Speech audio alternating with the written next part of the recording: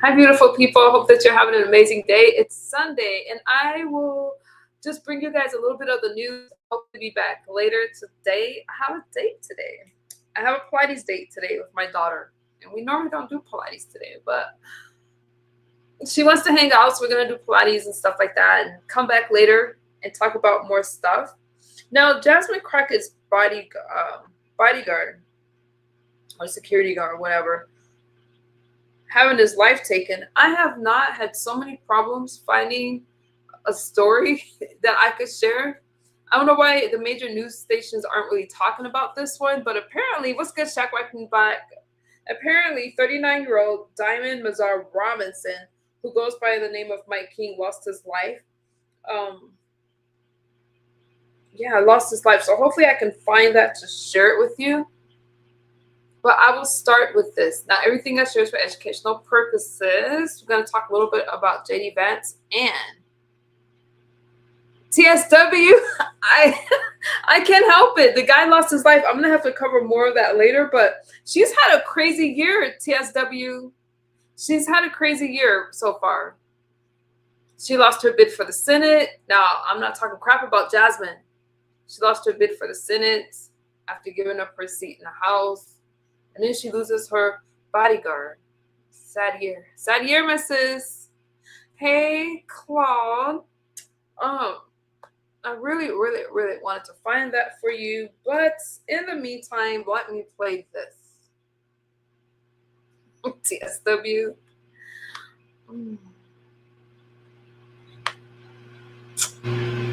Oh, wait a second. I got you. Hey, brother-in-law. I don't have a lot of time with you guys today, so let me get right into this story. TSW, I love you.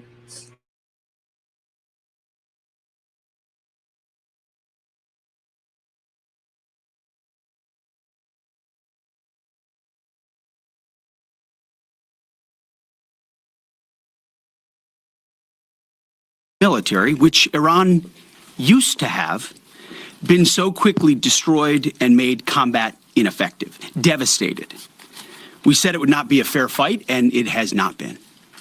As I stated during our first press conference on day 2, that was 10 short days ago, the combination of the world's 2 most powerful air forces is unprecedented and unbeatable. Between our air force and that of the Israelis, over 15,000 enemy targets have been struck. That's well over 1,000 a day. No other combination of countries in the world can do that. So today, as we speak, we fly over the top of Iran and Tehran. Fighters and bombers all day picking targets as they choose. As our intelligence gets better and better and more refined. Looking up, the IRGC and Iranian regime sees only 2 things on the side of aircraft: the stars and stripes and the Star of David. The evil regime's worst nightmare. Iran has no air defenses. Iran has no air force. Iran has no navy. Their missiles, their missile launchers and drones being destroyed or shot out of the sky. Their missile volume is down 90%. Their one-way attack drones yesterday, down 95%. And as the world is seeing, they are exercising sheer desperation in the Straits of Hormuz. Something we're dealing with, we have been dealing with it, and don't need to worry about it. We're on plan to defeat, destroy, disable all of their meaningful military capabilities at a pace the world has never seen before. But it's not just that Iran doesn't have a functioning air force, or that their entire navy is at the bottom of the Persian Gulf, or their missile force is shrinking daily. Even more importantly, they also don't have the ability to build more. That's the most important component I'd like to emphasize today. Soon and very soon, all of Iran's defense companies will be destroyed. For example, as of 2 days ago, Iran's entire ballistic missile production capacity, every company that builds every component of those missiles, has been functionally defeated, destroyed. Buildings, complexes, and factory lines all across Iran destroyed. So we're shooting down and destroying what missiles they still have in stock, but more importantly, ensuring that they have no ability to make more. Their production lines, their military plants, their defense innovation centers defeated. Iran's leadership is in no better shape. Desperate and hiding, they've gone underground, cowering. That's what rats do. We know the new so-called not-so-supreme leader is wounded and likely disfigured. He put out a statement yesterday, a weak one, actually, but there was no voice and there was no video. It was a written statement. He called for unity. Apparently killing tens of thousands of protesters is his kind of unity. Iran has plenty of cameras and plenty of voice recorders. Why a written statement? I think you know why. His father, dead. He's scared, he's injured, he's on the run, and he lacks legitimacy. It's a mess for them. Who's in charge? Iran may not even know. With every passing hour, we know, and we know they know, that the military capabilities of their evil regime are crumbling. They can barely communicate, let alone coordinate. They're confused, and we know it. Our response? We will keep pressing. We will keep pushing, keep advancing. No quarter, no mercy for our enemies. Yet some in this crew, in the press, just can't stop. Allow me to make a few suggestions. People look up at the TV and they see banners, they see headlines. I used to be in that business, and I know that everything is written intentionally. For example, a banner or a headline, Mideast war intensifies, splashing on the screen the last couple of days, alongside visuals of civilian or energy targets that Iran has hit, because that's what they do. What should the banner read instead? How about Iran increasingly desperate? Because they are. They know it, and so do you, if it can be admitted. Or more fake news from CNN. Reports that the Trump administration underestimated the Iran war's impact on the Strait of Hormuz. Patently ridiculous, of course. For decades, Iran has threatened shipping in the Strait of Hormuz. This is always what they do, hold the strait hostage. CNN doesn't think we thought of that. It's a fundamentally unserious report. The sooner David Ellison takes over that network, the better. Another example of a fake headline that I saw yesterday, war widening. Here's a real headline for you for an actual patriotic press. How about Iran shrinking, going underground? You see, Iran's leaders are hiding in bunkers and moving into civilian areas. The only thing that is widening is our advantage. Not to mention our Gulf partners stepping up even more, now going on the offense, and have always been with us on the defense with collective and integrated air defenses. Our will, it is unshakable. Our options, maximized, and our capabilities still building. We're going up, they're going down. As I said from the start, President Trump holds the cards. He'll determine the pace, the tempo, and the timing of this conflict. His hand firmly on the wheel, as well as on the throttle setting. America first, peace through strength in action. From day one, as our nation expects and the president demands, our warriors have fought with lethality, precision, and rapid innovation. In fact, today will be, yet again, the highest volume of strikes that America has put over the skies of Iran and Tehran. The number of sorties and number of bomber pulses, the highest yet, ramping up and only up. And quantity has a quality of its own as we continue to ramp up. Every tool of AI, of cyber, of space, EW, counter UAS, you name it, we're employing it. Blinding, confusing, and deceiving our enemy. Because we know who the good guys are here. And the American people do too. And that makes my job simple. I serve God, the troops, the country, the Constitution, and the President of the United States, and answer only to those. All in service of victory on the battlefield and the military objectives that we've laid out from day one. Defeat the missiles, missile launchers, and defense industrial base, which I laid out today. Defeat the Navy and deny Iran the ability to have a nuclear weapon. Clear, decisive, achievable. And Admiral Cooper knows, the CENTCOM commander who we spent a couple of hours with last night, that in pursuit of those objectives, we have his back in every way. His commanders know that, and so do the troops in harm's way. Admiral Cooper gets what he needs, the assets, the authorities, the munitions, you name it. We will stop at nothing to win. War is hell. War is chaos. And as we saw yesterday with the tragic crash of our KC-135 tanker, bad things can happen. American heroes, all of them. And as I have with all of them, as we have, we will greet those heroes at Dover, and their sacrifice will only recommit us to the resolve of this mission. But war in this context and in pursuit of peace is necessary, which is why each day on bended knee, we continue to appeal to heaven, to Almighty God's providence, to watch over and give special skill and confidence to our leaders and to our warriors. To those warriors who this nation prays for every single day, I hear from all of you out there who pray for them every day. Stay on bended knee and pray for them. I continue to say to them, Godspeed. May the Lord bless you and keep keep going. Mr. Chairman, over to you. Thank you, Mr. Secretary, and good morning, ladies and gentlemen, and thank you for joining us today. Before I start with an update, I also want to address the tragic loss of our KC-135 refueling aircraft yesterday. The incident occurred over friendly territory in western Iraq while the crew was on a combat mission, and again, was not the result, as CENTCOM has said, was not the result of hostile or friendly fire. We're still treating this as an active rescue and recovery operation. As CENTCOM announced this morning, 4 airmen have been recovered, and the Air Force and U.S. Central Command will provide updates as information becomes available. Please keep these brave airmen, their families, friends, and units in your thoughts in the coming hours and days.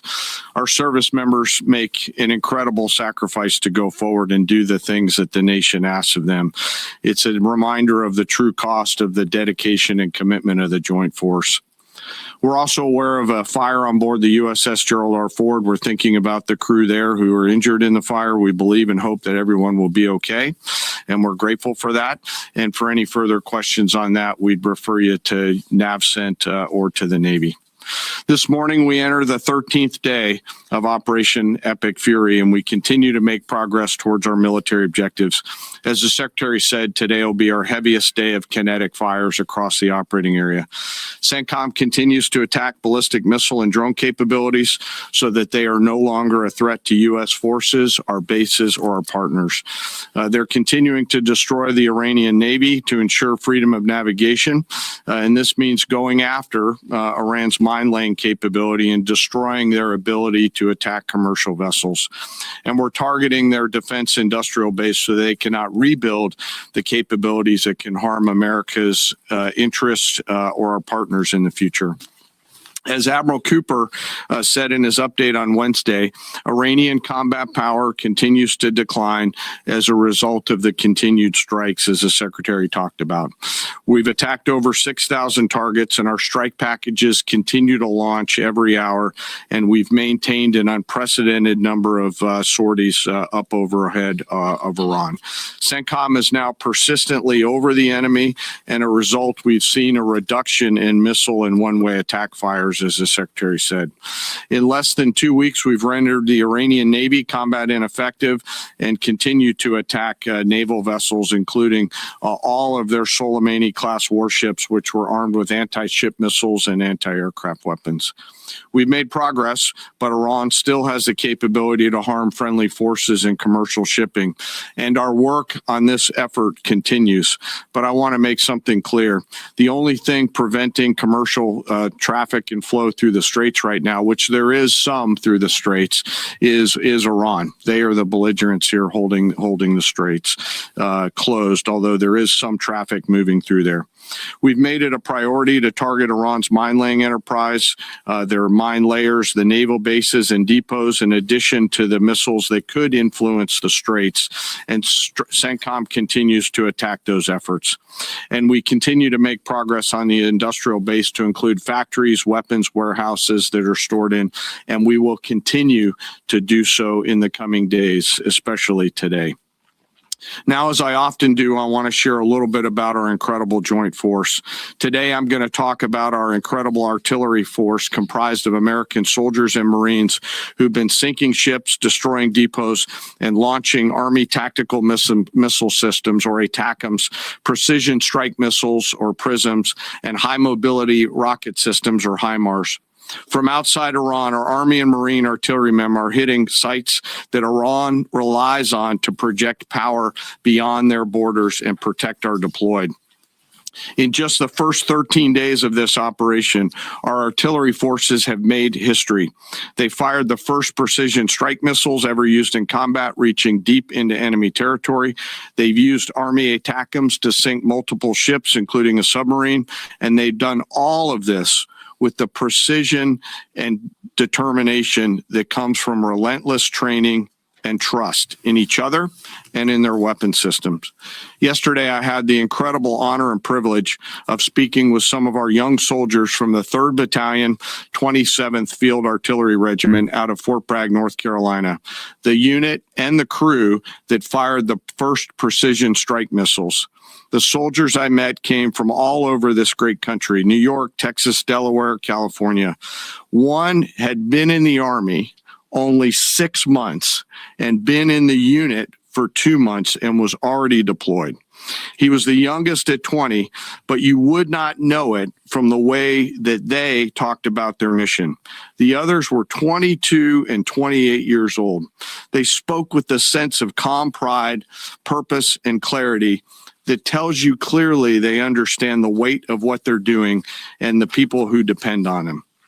I asked them to walk me through a fire mission. I asked not just what they do, but what they feel, especially those first crew members on this particular mission. These soldiers basically live in these vehicles behind us. The cab, very tight, 2 folks sit next to each other with the crew commander behind them.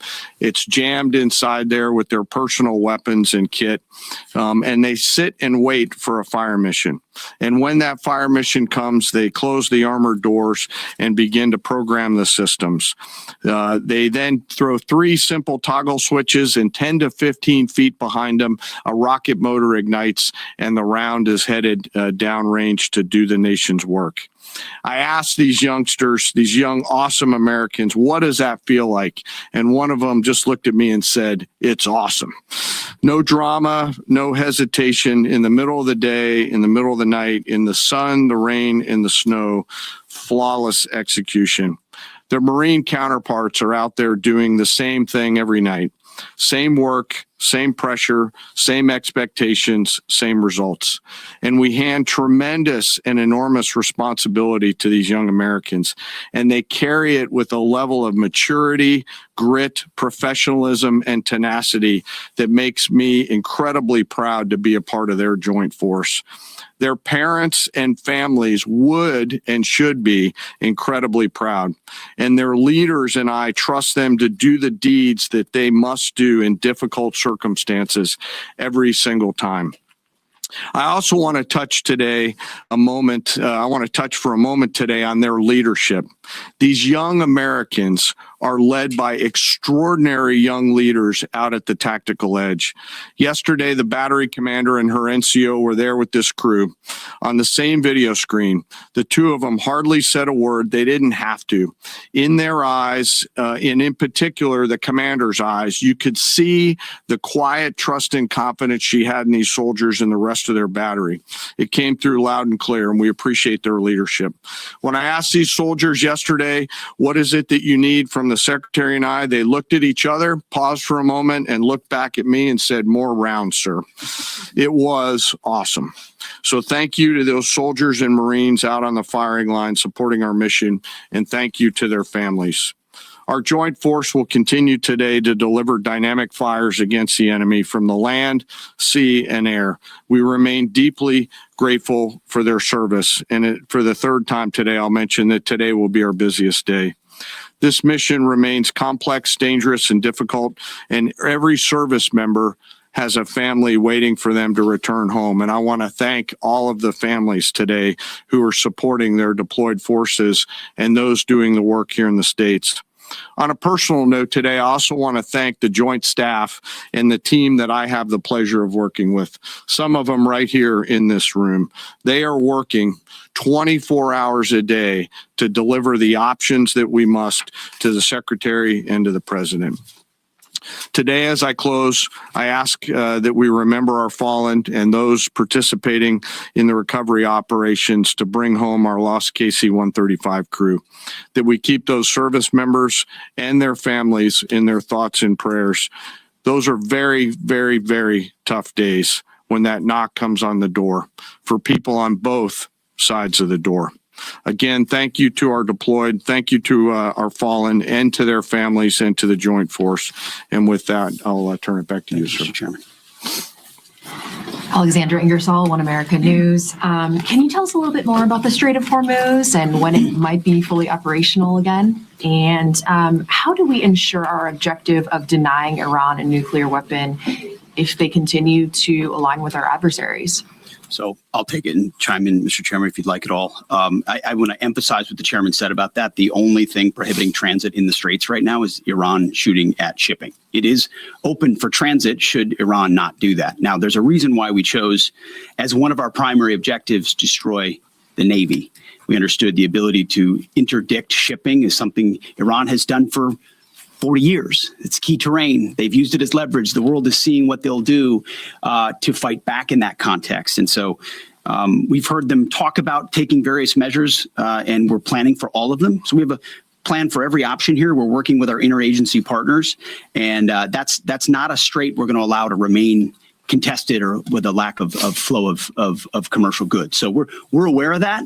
We're laser focused on our military objectives, but also want to make sure our partners across this government understand we're working with you to make sure that energy flows. And that's an important part.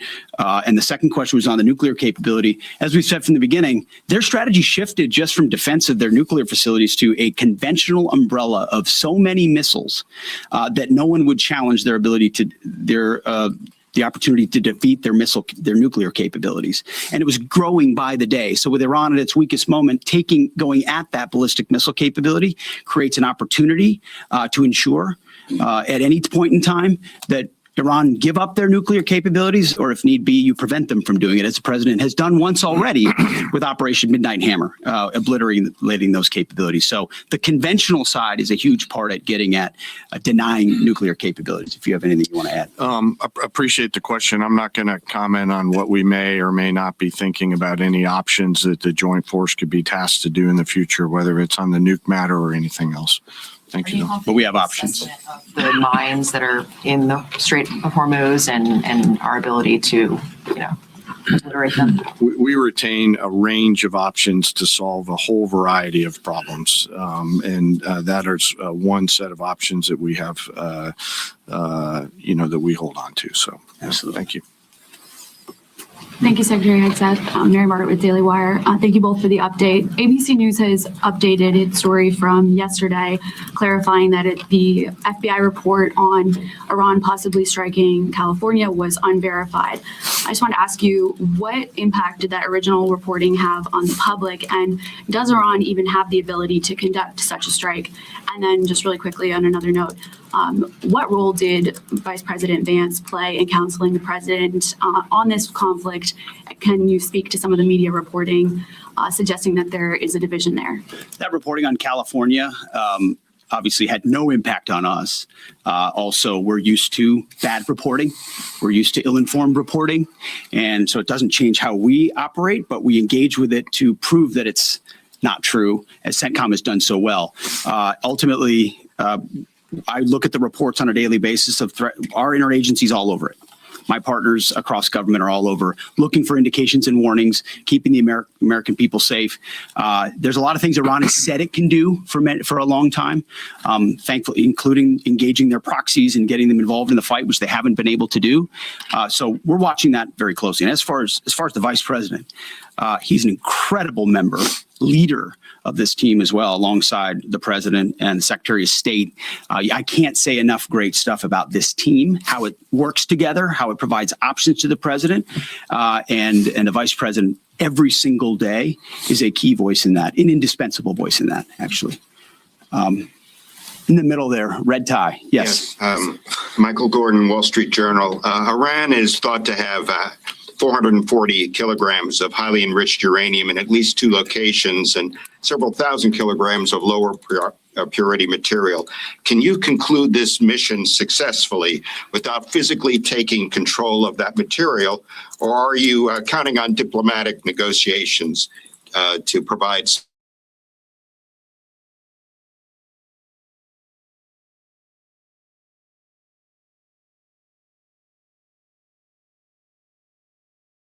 to its removal industry? You haven't stipulated. Deny Iran nuclear weapons as a core mission. We retain options across the spectrum to ensure that they never do. And President Trump has said that. And that's why this mission actually couldn't have been possible without Midnight Hammer. Without what those B-2s did going across and obliterating those facilities, that set the condition for the opportunity to do what we're doing now. So the president's kept his eye focused on nuclear capabilities. And I will say we have a range of options, up to and including Iran deciding that they will give those up, which of course we would welcome. They weren't willing to do in negotiations. I would never tell this group or the world what we're willing to do or how far we're willing to go. But we have options for sure. Right next to him. Me? No, right there. Right here, sir? Right here? I'll take it for Quarter sure. zip right there. Yep. No, you. Yep. Okay, thank you, sir. Can you please provide some guidance? It's been 13 days in. Can you please provide some guidance, both of you, about the strike on the girls' school? There has been reporting that indicates that preliminary inquiry, even though it's ongoing, has determined that the airstrike was carried out by the United States. Given that there is another competing narrative that this was done intentionally, can you provide us with some guidance about whether this was the case? Secondly, we are also getting, we had heard yesterday from Energy Secretary Wright that said that the U.S. Navy would not be ready until the end of the month to provide escorts through the Strait of Hormuz. Is that an accurate assessment? And if so, can you tell us why? Thank you.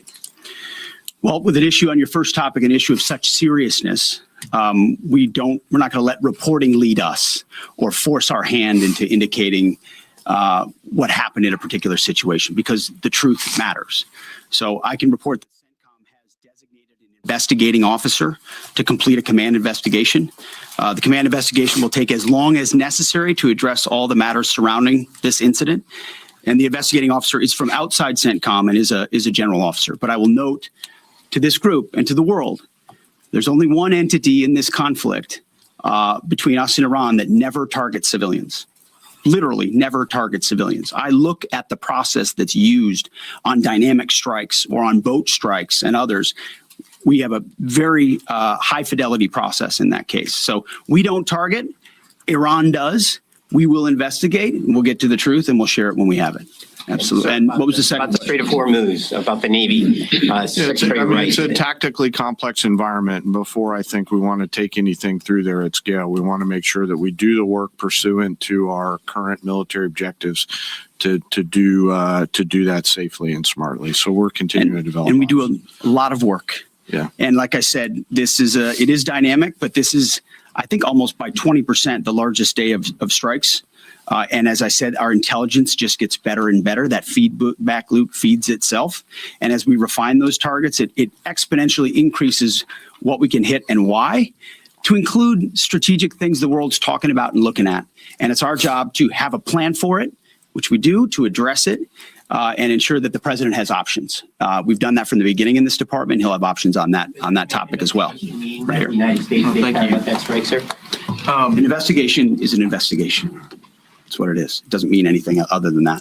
Yes. Ryan Morgan with the Epic Times. Regarding today's busy day of strikes, last week you guys discussed the progress of the air campaign to gain air superiority and to transition from these standoff weapons launched at range to more overhead strikes. Can you now say that these strikes today are going to rely entirely on stand-in over-the-top weapons, or are standoff range weapons still in play? It's a great question. I can say based on the report I read this morning at 0600, only 1% of the munitions we're using today are standoff munitions. The rest are over the top, the types of which we have a plethora, which is our goal from the beginning. You use standoff, which are more exquisite. You transition to a much larger magazine depth, ensuring that you're preserving all the capabilities you have and your options across the force. Absolutely. Has Iran placed any mines Right since here. the war Lisa. started? Is Iran placing new mines? We've heard them talk about it, just like you've reported recklessly and wildly about it. But we have no clear evidence. We have no clear evidence of that. Thank you, Right sir. here. Mr. Secretary, given everything the U.S. have accomplished in the last 24 hours, as of today, how do you define success? All right, in this another military update right now offensive? from Pentagon leaders, Defense Secretary Pete Hegseth and Chairman of the Joint Chiefs of Staff, General Dan Kane, who say today we'll have the highest volume of strikes yet on Iran. They're also remembering and paying tribute to the latest fallen service members after a refueling aircraft went down in Iraq, with 4 of 6 crew members on board now confirmed dead. The general noting it was not the result of hostile or friendly fire. The secretary saying that bad things can happen and that all of them are American heroes. Let's bring in NBC News Capitol Hill correspondent Julie Sirkin, NBC News military analyst Colonel Steve Warren. Good morning to both of you. I mean, Julie, I think Secretary Hegseth is going to make headlines with his comments talking about the Strait of Hormuz, which is closed, impacting 1/5 of the world's oil supply. He says it's something we're dealing with and, quote, you don't need to worry about it. Also noteworthy is comments about Iran's supreme leader, who released that statement yesterday but didn't appear on camera. What are the main headlines here this morning? Yeah, I'll start with where you left off, Joe, where he said that the supreme leader is, quote, wounded and likely disfigured. That is, of course, notable because the son of the former supreme leader that, of course, the U.S. had taken out in these strikes had made his first comments yesterday, but he did not appear on camera. Instead, they were read by an Iranian news anchor. I also thought other things he said. Let's stick with the Strait for a second. He said the only thing blocking the Strait of Hormuz, again, that's that critical waterway that allows energy to travel to different countries who rely on it. Of course, Iranian oil at the pinnacle of this. Hegseth said that the only thing blocking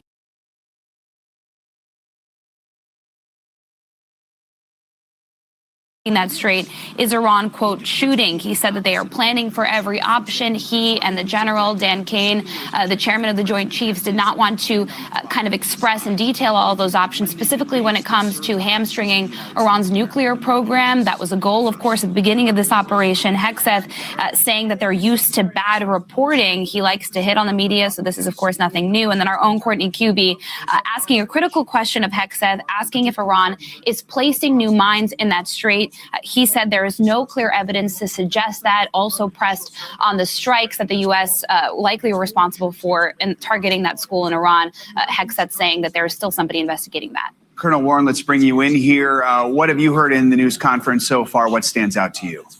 Right. Several things stand out. Number one, that the chairman of the Joint Chiefs indicated that the Iranian Navy is now combat ineffective.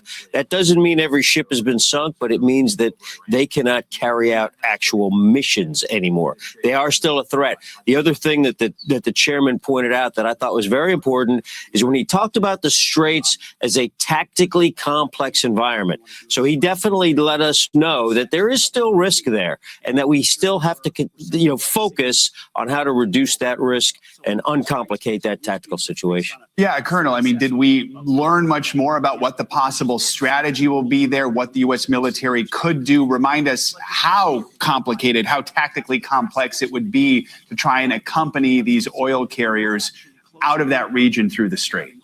There's a lot to do there, right? We have to create air cover so that no missiles can come in or no enemy aircraft or anything from the air can threaten. We have to create surface protection so that no fast boats, speedboats, or mines can impact. And then we also have to worry about other assorted problems such as drones, et cetera. So it's a complicated environment. It needs more work. Colonel Steve Warren, Julie Sirkin, thank you both, and stay with us. Morning News Now will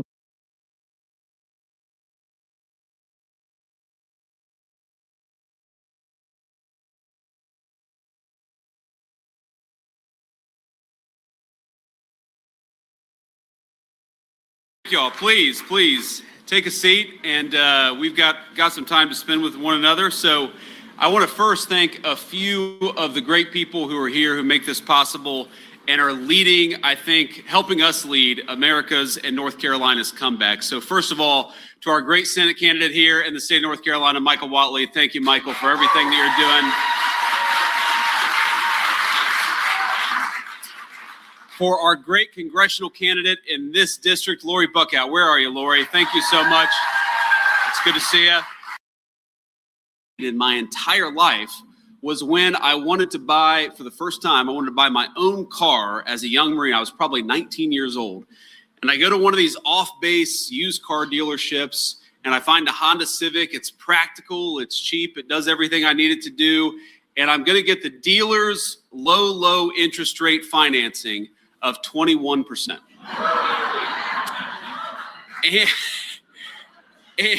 And by the grace of God, I had a great United States Marine Corps gunnery sergeant, Gunny Arledge. I went back, I said, Gunny, I got a great news for you. He said, what? He said, I'm gonna buy my first car. I said, congratulations, Marine. That's a big step for a young Marine. He said, what's your interest rate? I said, 21%. And he nearly smacked me upside the head. And he said, stop being an idiot. And he didn't say that. He used more colorful language, but I said, we have a couple of young people out there. He said, go to Navy Federal Credit Union.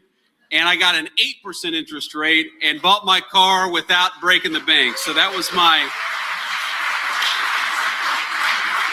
one of many lessons the state of North Carolina taught me. But what we're trying to do, I talk about the difference between a 21% interest rate that the used car dealer offered me and the 8% interest rate that I got offered at a credit union. And that's pretty much the difference between the Joe Biden and Donald Trump economic plan for the United States of America. Because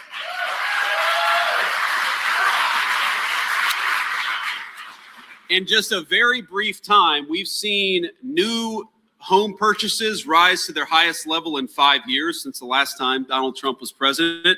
We've seen the cost of rents drop for 6 months in a row. We've seen the average tax refund that's going to come to the people of North Carolina about $3,700 per family. And we see interest rates that are the lowest they've been since the last time that Donald J. Trump was president. My friends, the president is impatient. He's the most impatient person I have ever met, in fact. He constantly is pressing on the gas. He wants us to do more, but I stand here proud to say that after the first year of President Donald Trump and congressional Republicans' leadership, we are rebuilding the American dream and we are taking back this country for the people of this state.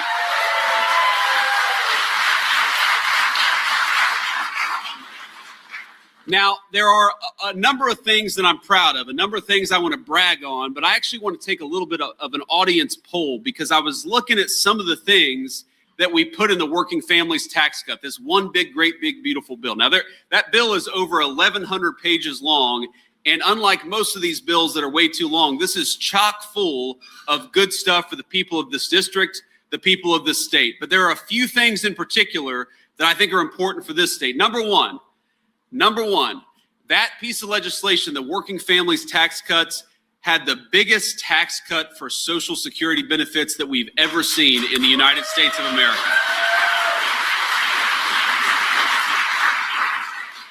Number two, it wasn't just Social Security recipients. Number two, that legislation had the biggest tax cut for people making under $100,000 that we have ever seen in tax legislation in this country.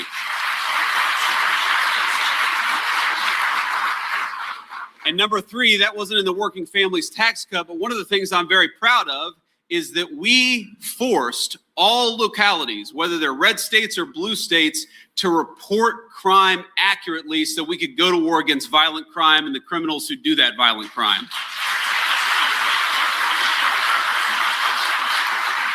Now those are three things, and on this part, I only want you to clap once, because again, I'm going to take an audience poll here. I'm going to ask you what your favorite of those three pieces of legislation, those three accomplishments are that we've had so far in the Trump administration. So if your favorite thing of those three is no taxes on Social Security, let me hear it. Okay? If your favorite thing is the biggest tax cuts for people making under 100K. Let me hear that. Okay? And if your favorite thing is that we've gone to war against violent criminals, let me hear that. Okay.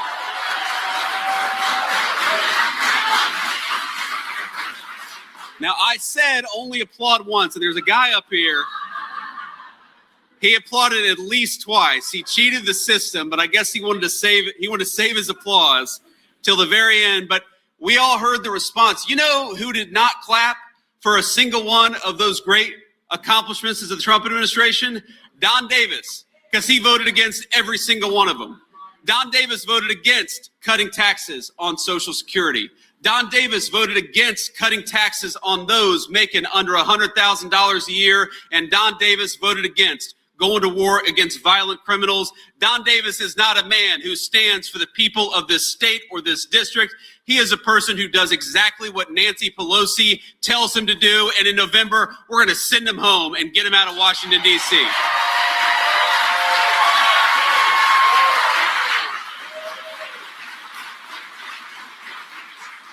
Now, the crazy thing, y'all, about a guy like Don Davis is, sometimes you meet a Democrat in a red district, and, I don't agree with them on everything. Of course, Democrats, Republicans disagree on politics from time to time, but you at least have some people out there, or maybe you used to, who would vote their conscience or vote the interests of their district.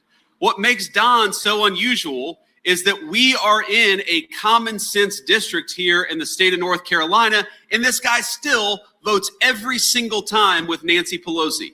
In fact, I asked my team, I said, find a major piece of legislation, find something easy where Don Davis could vote against the Democrats and vote with his district, the moderates, the independents, even the conservative Democrats. Find me one example where this guy defied the leadership of his own party. He has never done that on any major issue that we could find. And here's just a layup, Don, an easy layup that we gave you. Frankly, it would have been bad for poor Lori's campaign chances, but he couldn't even take the bait on the Save America Act. Now, if you know anything about this legislation, what the Save America Act does is that it makes it impossible for illegal aliens to vote in our elections. Pretty common sense. Now, I think that's pretty easy, right? We don't want illegal aliens voting in our elections. My favorite thing is whenever I bring this up, you'll have some Democrat on TV who will say, well, we don't have to worry about that because illegal immigrants voting in our elections is very rare. Well, number one, how about we put it to zero, okay? Even if you're right. Number two, you're not right. It happens way more often than a lot of people appreciate. In fact, just this week, ICE arrested an illegal immigrant. I'm going to read this because I want to make sure I get it right. An illegal immigrant from Mauritania who's voted in 7 federal elections since 2008. And I have it on good authority that in every single election he voted for Don Davis. No, I don't know about that. I don't know where he voted, but I guarantee it wasn't for us. Okay? It wasn't for America First policies. Now, here's the thing, though. Even if you take the Democrats at their word, even if illegal aliens voting is very rare, then why don't we ban it anyway? It's not that complicated. It is one thing to say, I don't get it. The Democrats say, this never happens, or it happens only very rarely on the one hand, and on the other hand, we must not stop it. It doesn't make a damn bit of sense. We need to get all illegal aliens stopping from voting in our elections. It's very common sense stuff.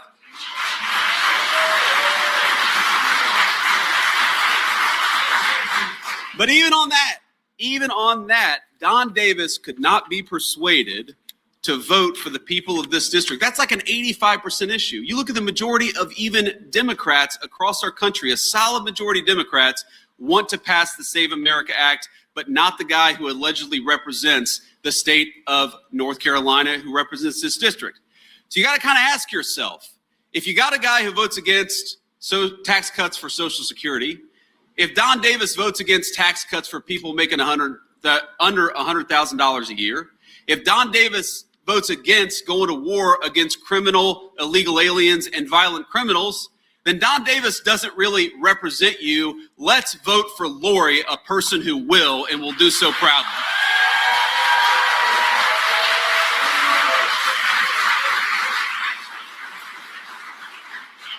Now I want to say a couple other things because I've given Don Davis a lot of attention here, and now I'm going to go on to Roy Cooper.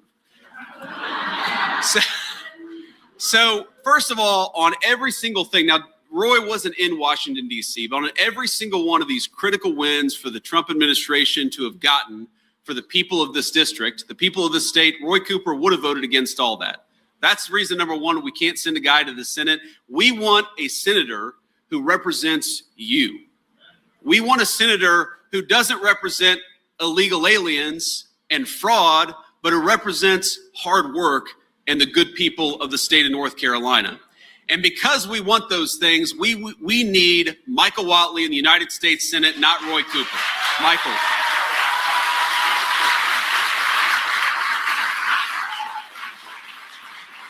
Now, he stood up and clapped for that. It would have been a bad sign if he wouldn't have stood up and clapped for that, but he passed the test there. So here's the thing about Roy Cooper, okay? So there's been a lot of debate about what exactly our foreign policy should be with regards to Russia and Ukraine. The president of the United States has been very clear. He wants the killing to stop. He wants to get back to commerce. He wants to stop the innocent people who are losing their lives in that conflict. I happen to admire that. Of course, I'm biased, but I think that's the right idea. Now, here's the crazy thing, though, about Roy Cooper. Roy Cooper is one of these people who clearly cares way more for foreign countries than he does the United States of America. You see the passion in his voice when he talks about protecting illegal aliens. You'll never hear that passion when he's talking about the people in this room. You hear the passion in his voice when he talks about sending hundreds of billions of dollars to the war in Ukraine. And yet, the one Ukrainian Roy Cooper didn't care about was this innocent girl, Irina, who had her throat slashed by a person who should have never been on the streets of this country to begin with. So ask yourself, why did he spend his entire career making it hard to lock up violent criminals? Why did he spend his entire career going after our brave police officers who are trying to keep our streets safe? Why does he care so much about the war in Ukraine 6,000 miles away, but doesn't give a damn about an innocent Ukrainian girl who lost her life in our backyard because he wouldn't do his job? And the simple fact is that Roy Cooper doesn't stand for you. He doesn't fight for you. He will never fight for you, but Michael Whatley will.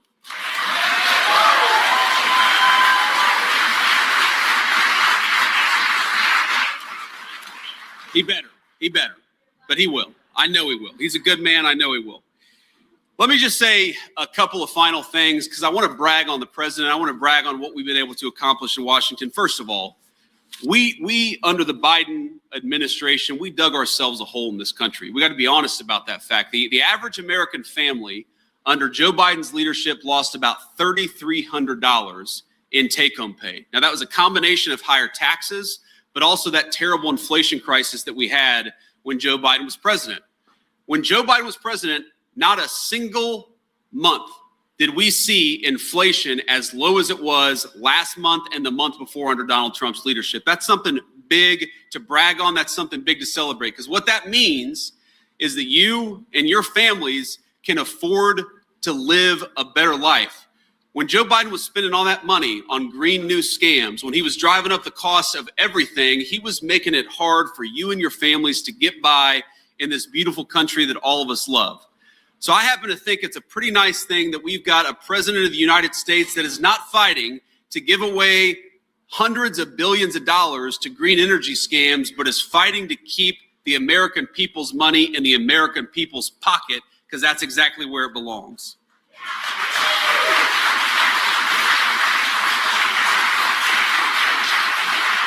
But what we've seen in about, a year and a month, I guess, of President Trump's leadership is that the average American family, while they lost $3,200 when Biden was president, they've gained about $1,300 while Donald Trump was president. Now, that's dollars and cents. Now, there's a good news and a bad news to that. The good news is that means you're $1,300 richer than you were about a year ago. That's what we're fighting for. That's what we care the most about, is your prosperity. The bad news is we are still going to dig ourselves out of that hole that Joe Biden put us in.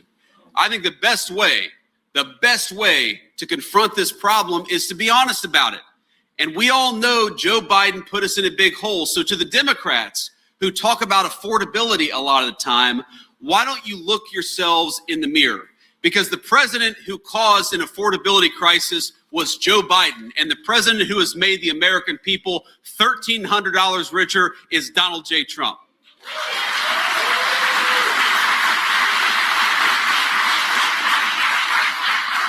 We got all these things we could talk about. We could talk about the fact that we have homicides in this country at the lowest level that they have been in 125 years.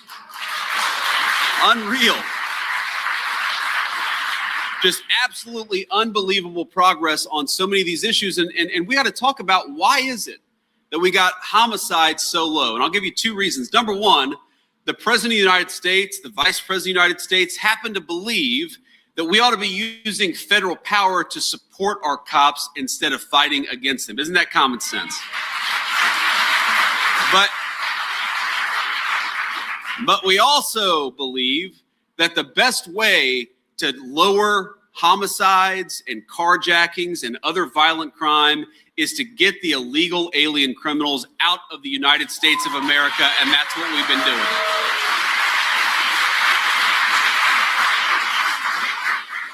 And I just can't get over the fact that Democrats are so passionate about defending the rights of illegal aliens over American citizens. It is the one thing that will get the Democrats really fired up.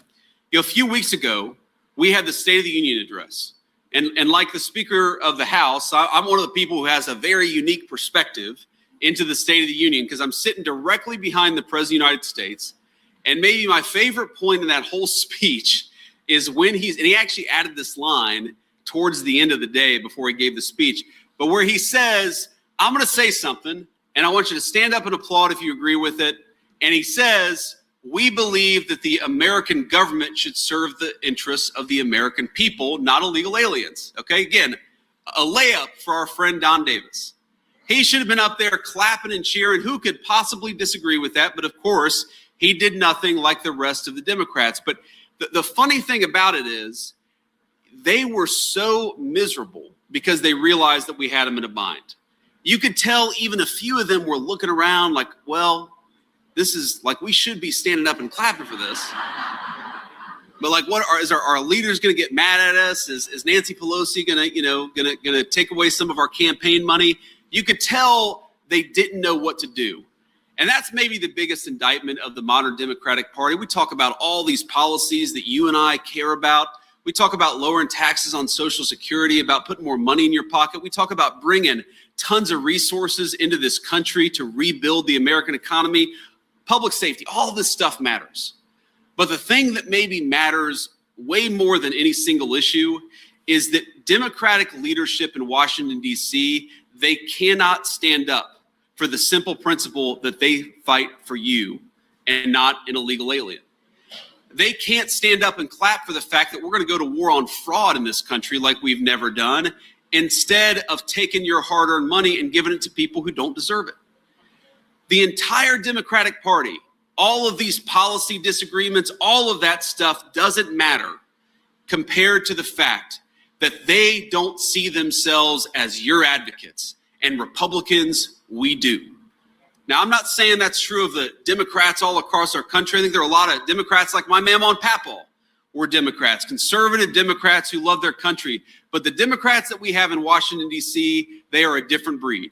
And we cannot fool ourselves that something has gone fundamentally wrong in that party. Their reason for existing is to fight for fraud, to fight for corruption, and to fight for people who have no right to be in this country. And Michael Whatley and Lori Buckout, their reason for being is to fight for you. And that's why we're here today.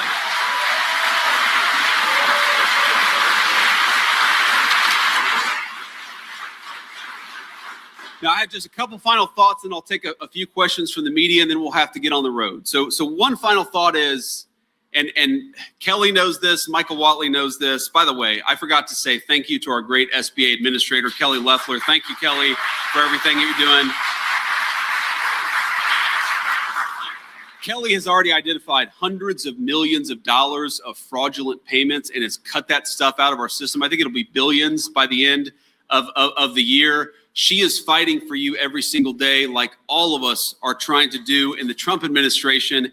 And as Kelly knows, when you give a speech, you talk to people, and it's, I'm sure it's being televised right now because I am the vice president. The president, thank you.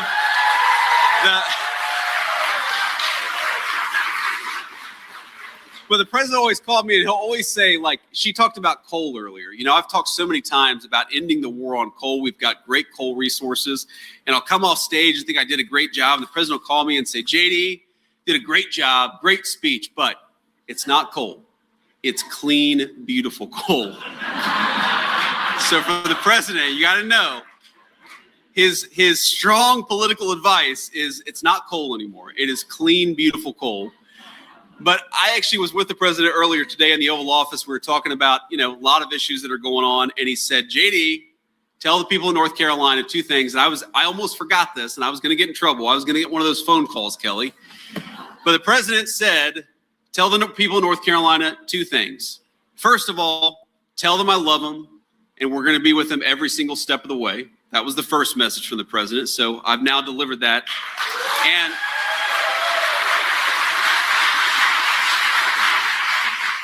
And tell them that their great furniture industry, all the cabinetry, the beautiful craftsmanship that this region of our country was known for, that we're going to fight for that industry like never before. And if you're building something, if you're building a furniture facility, a furniture business right here in the state of North Carolina, we're going to cut your taxes. But if you're trying to bring in foreign furniture to undercut the jobs of the people in North Carolina, we're going to raise your taxes by 50%. We're going to put a big fat tariff on those foreign companies bringing that stuff into the United States.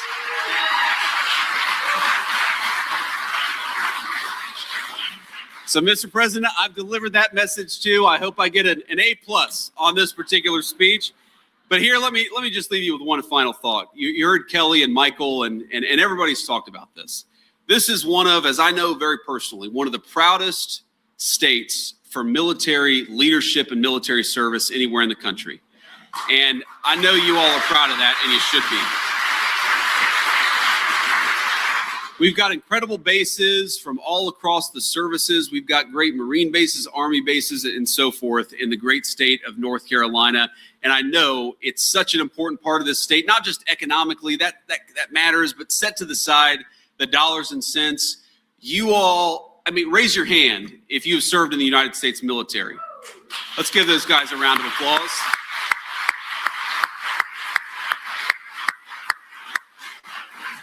So thank you to all of our veterans, a pretty good chunk of veterans just here in this audience. But here's the thing.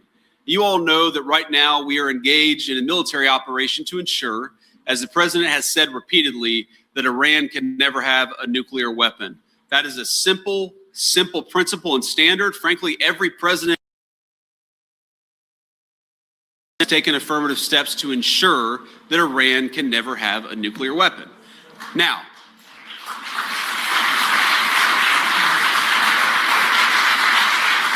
but we also know that there are a lot of people from the state of North Carolina who are in harm's way right now. And so I want all of us, when we go home, we leave this event, I want all of us to say a prayer, not just for the North Carolinians, but for the people of all of our 50 states who put on the uniform and are willing to sacrifice for the safety and security and freedom of the United States of America. I want every single person, I want you to tell every single person who is serving overseas in harm's way that this crowd in North Carolina has their back. Thank you all. So with that, let me take a few questions from our media, and then I'll have to hit the road here. I'd like to start with the local reporters. We'll get time to the national folks if we got it.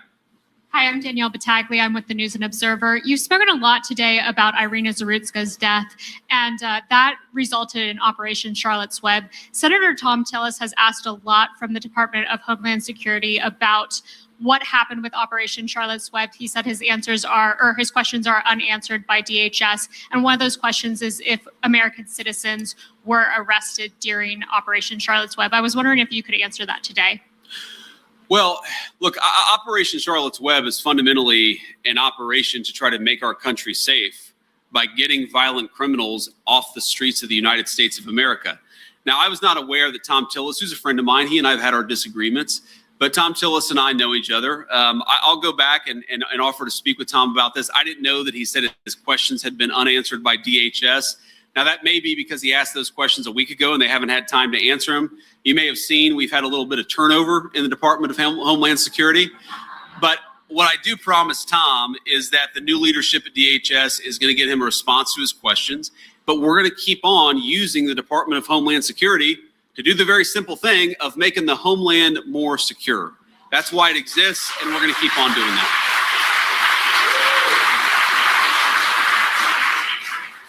Hi, Mr. Vice President. Bill Barrow with the Associated Press.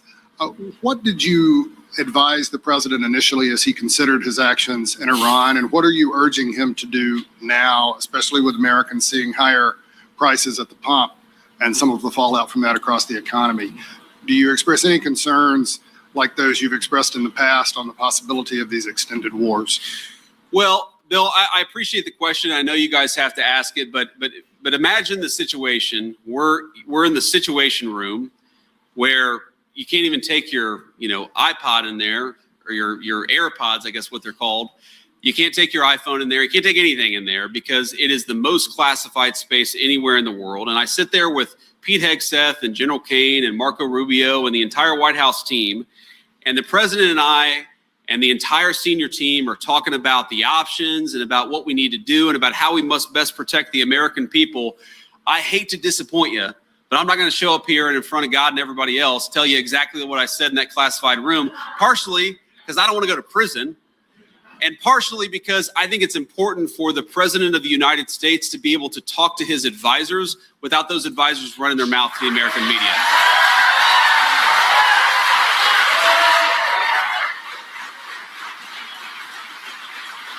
Thank you all. Now that said, one thing I can promise you is that Chris Wright, our great Secretary of Energy, and Scott Bessent, our Secretary of the Treasury, have been running the administration's response to the economic element of this, because we know, obviously, when the president takes action to make sure the American people are safe, we've got to do everything that we can to deal with the consequences of that economically. And it's not just oil. There's a whole host of things that we're focused on in the administration to try to ensure that we do the right thing by the American people. What the president has said very clearly is that he does not like higher oil prices, and neither do I. But he also believes that we're going to make the American people safer and that we're going to bring those prices at the pump back down to the levels they need to be for the American people. Now, here's the interesting thing. All this conversation happens where Joe Biden left us in a terrible situation. And the reason why gas prices are where they are today is because of Donald Trump's work to get them lower, because in the Biden administration, they were crazy high. The gas prices we're seeing today are nothing like what we saw at the peak of the Biden administration, because the president has set us up for energy dominance.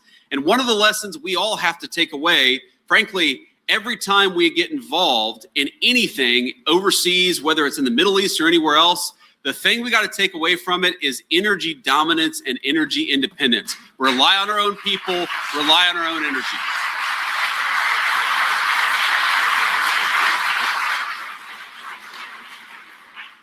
President, thank you. I'm Dina with CBS 17 right over in Raleigh.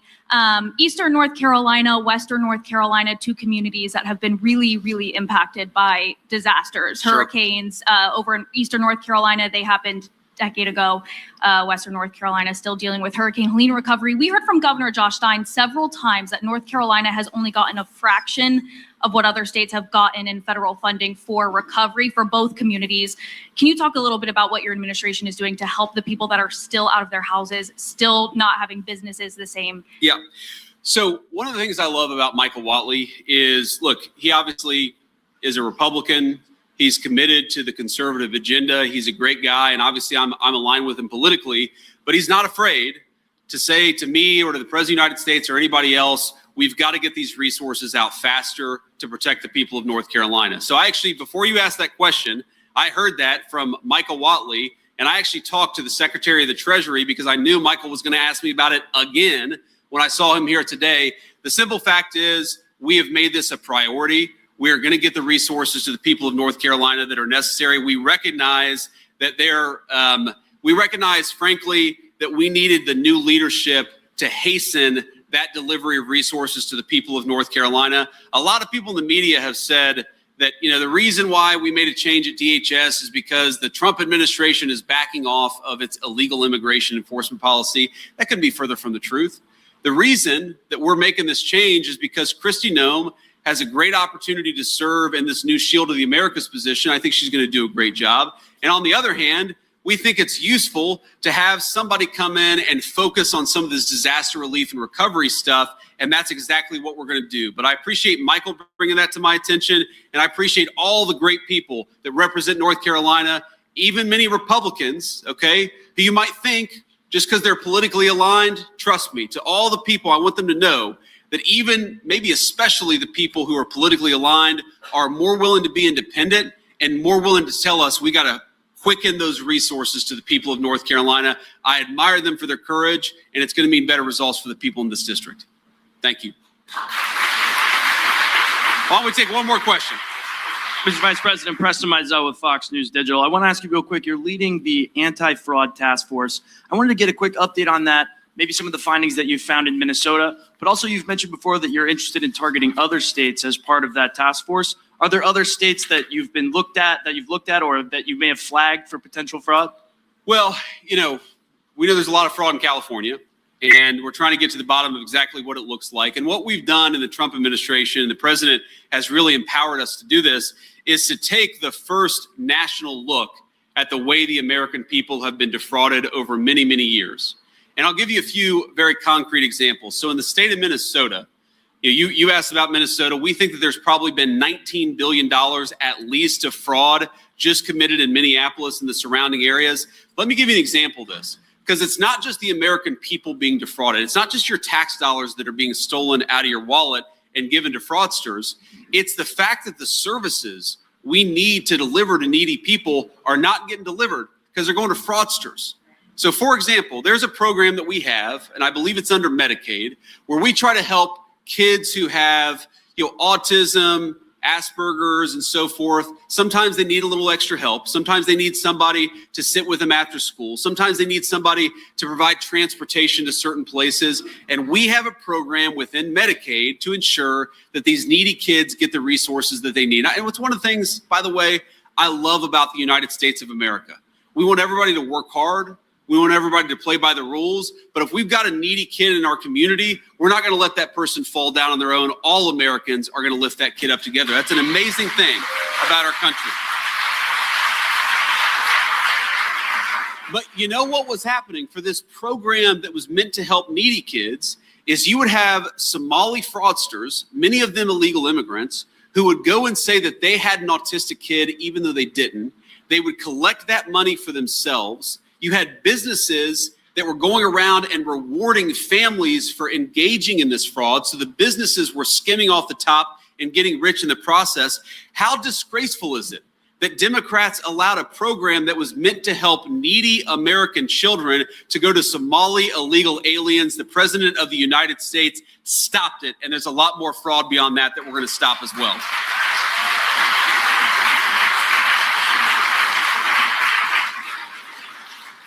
The one last point that I'll make here before we have to hit the road is I hate to say this, and it's been shocking to me as we've gotten in this. We want to, frankly, we want to arrest the people who engaged in criminal fraud. We want to make sure that the people who did this stuff realize there are serious consequences for it happening. We want to make sure that the needy kids all across our communities get what they need. There are so many layers to this anti-fraud initiative that the president has directed the administration to focus on. But you know what's so crazy about this? That nobody until Donald J. Trump thought to focus on it. Now, I obviously, I love the president. I admire the president. But this fraud was staring us in the face, and nobody was doing anything about it. This is not rocket science. When you have a Somali fraudster come into the United States illegally and then set up a school to collect tax dollars. And the name of the school is the Quality Learning Center. Learning Center. But when they put the sign up, they take the N out, so it says Quality Leering Center. And that group, the Quality Leering Center, I don't know about you, but I don't want to send my kids to a school where they can't spell learn.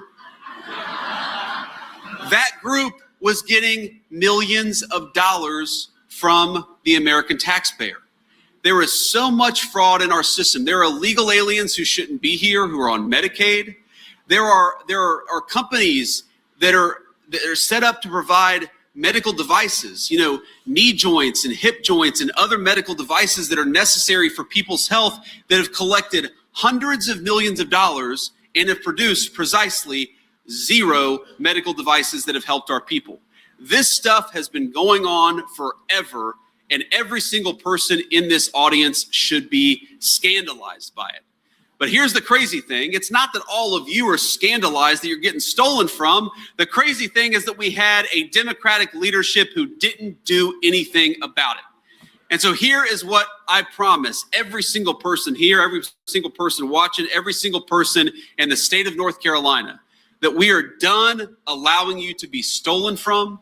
We are done allowing you to be defrauded. We are going to go after the fraud, and we're going to rebuild the American dream by making sure that it goes to Americans first and Americans only. God bless you all, and thank you for having me.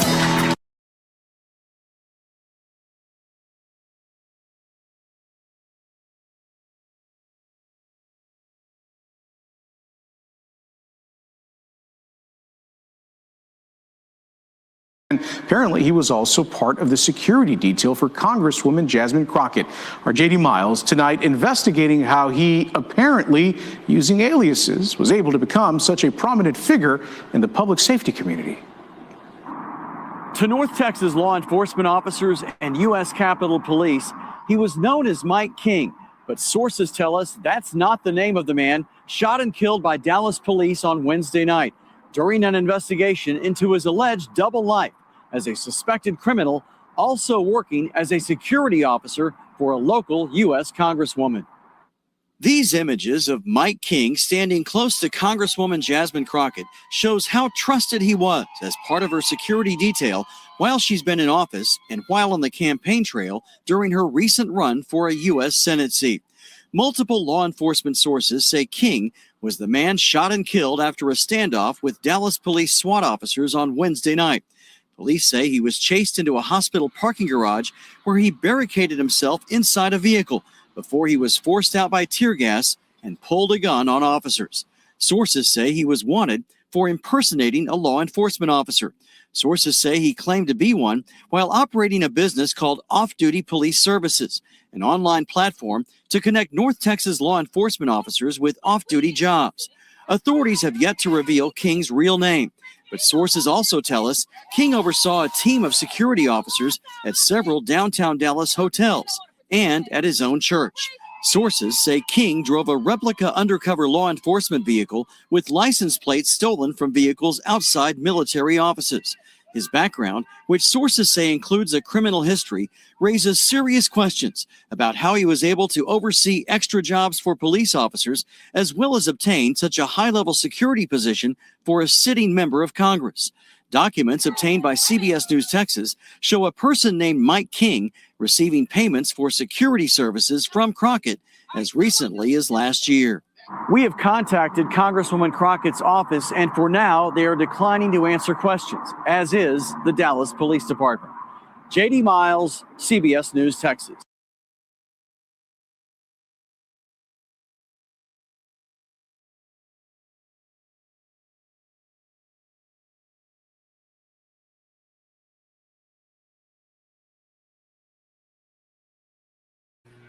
Wow, Jasmine Crocket has had a rough year. Okay, you guys, there you have it. So there's a lot that's going on. The United States is doing well, winning. I will see you guys later. Thank you for hanging out with me. If you haven't subscribed, subscribe. I never asked you guys to subscribe. I'll be back later to talk to you guys about it all, okay? Thank you guys for hanging out with me. Talk soon. Praying for this country and praying for you guys. Bye.